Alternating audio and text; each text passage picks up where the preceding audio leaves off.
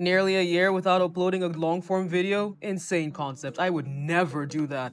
Definitely unrelated, but now that I've graduated from college, I'm hoping to be more consistent with posting on YouTube, but we'll have to wait and see. Anyways, on to the main point of this video because I hate doing intros. I know the title is a bit inflammatory, and for good reason. I mean, it got you to click, didn't it? But to be honest, I do still like Honkai Star Rail's character designs to a degree. The character in this very Speedpaint, Shuei, has one of my favorite designs in the game. And aside from her, I also really like Firefly and Gwenifin and Aventurine and many others. I think all the character designs have some merit to them, even the ones I'm not personally a fan of. The reason why I think they're kind of boring has less to do with the designs themselves and more with the setting. For the uninitiated, HSR is a fantasy story that occurs in outer space, with a cast of characters from all kinds of different planets across the galaxy. That alone would give you so much creative freedom. You could come up with tons of unique species with wildly different appearances based on their planet's climate, environment, customs, and so on. You could do anything with this concept, and what Hoyoverse did is just make all the playable characters look kind of the same. Say hi to our diverse cast of space-dwelling characters. We got humans, humans with fox ears, humans with elf ears, humans with angel wings, a cyborg who, to his credit, does stand out quite well, and two robots. One that's only playable by the technicality of being a 2-in-1 unit with a human girl, and another who's apparently going to be playable, but it's been 2 years and Hoyoverse is like clearly in no rush to release him. Are you starting to see the problem?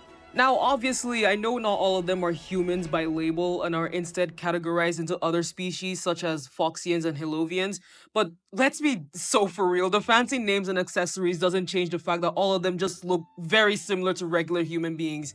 And just to properly emphasize, I'm talking specifically about the playable characters. There are plenty of non-human looking characters in the game with solid designs too, but they're all NPCs and or enemies. The playable cast is undoubtedly the most important group of characters, so why can't they have the same variety? Literally look at Hoyo versus other games, ZZZ.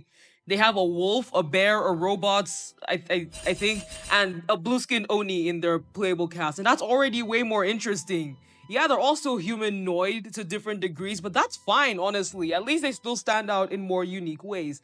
And speaking of the blue skin, Hoyoverse could have at least played around with fantasy skin tones for more visual interest. But no, they don't even play around with regular skin tones. 2 years of HSR's release and the only brown character in the entire game is a version 1 guy that they clearly don't respect very much. I've always had a similar gripe with Genshin where I wish the playable cast had more variety in the skin tones and body types, especially since the NPCs get more of it. But at least the fact that they're all human adjacent makes some sense since they're living in the same world. What's HSR's excuse? Why does planetary diversity only really come in their outfits and occasionally what special features they have? Why is there virtually no difference between, say, someone from Belobog and someone from Amphorius? These are rhetorical questions, by the way. We all know Hoyoverse just wants to make the most marketable designs possible, but it's still such a waste of potential. I'm not saying all the playable characters have to have some crazy non-human appearances, but they could have at least done like a little bit more, you know? They could have made this guy playable or any of the other Intellitrons. They could have made fully animal-like species similar to the Therans from ZZZ.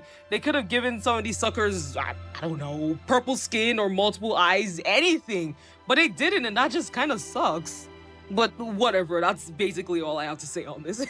If you have points you want to add to the discussion or other problems with HSR's character designs, because God knows I have a couple more, you're more than welcome to say them in the comments. You're also welcome to suggest other HSR or Genshin topics you'd like me to touch on, because honestly, I'm kind of stumped.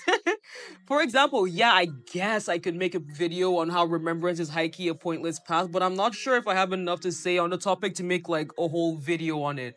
Also, Red Flame already did that, so like I'd suggest you just go watch that.